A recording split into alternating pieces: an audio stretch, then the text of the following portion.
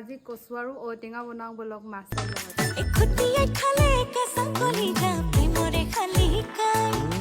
কলি ধলি মনত কিনো মৰমৰ চিঙা মাছি টপিয়াই কলি কলি তোৰে সতে ল'ৰাবোৰৰ মুখে মুখে মনে ঢালি ভাল পাব নোৱাৰিলে কেলে মাৰো চুপতি ভনাই